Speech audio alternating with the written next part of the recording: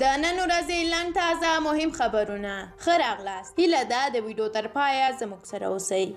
هندوستان ټایمز په تازه یو خپاره کړي تحلیل کې ویلي دي چې نوې ډیلي به بیا هیڅکله افغانستان کې د پخواني شمال ټلوالې په څیر له ډلو ټپلو سره د تیر په شان مالي یا لوجستیکي مرستې ونه کړي. ورځپاڼې زیاته کړې ده چې هند له طالبانو سره په لوړه کچه خبرو باندې بوخت دي او نوې ډیلي هڅې کوي چې راتلونکي حکومت سره ګډو ګټو په بنسټ کار وکړي.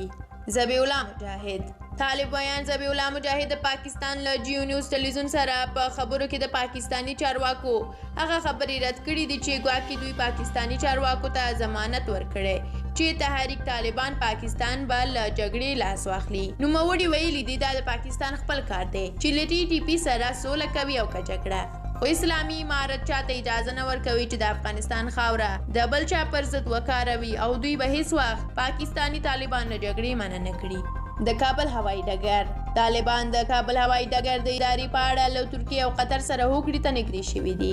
د منځني ختیځ ځینو رسنیو په خپلو راپورونو کې ویلي دي چې طالبانو دا منلې چې قطر او ترکیه به په ګډه د کابل هوایي ډګر د تنظیم او ادارې لپاره فعالیت کوي.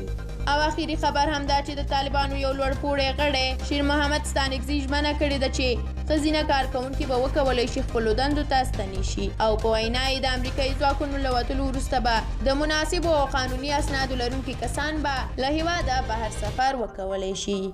له تاسو مننه چې د ویډیو تر پایه راسره وئ. د لا ډېرو ویډیوګانو د لیدو لپاره زموږ یوټیوب چینل در سره سبسکرایب کړئ. تر بیا الله مو بل.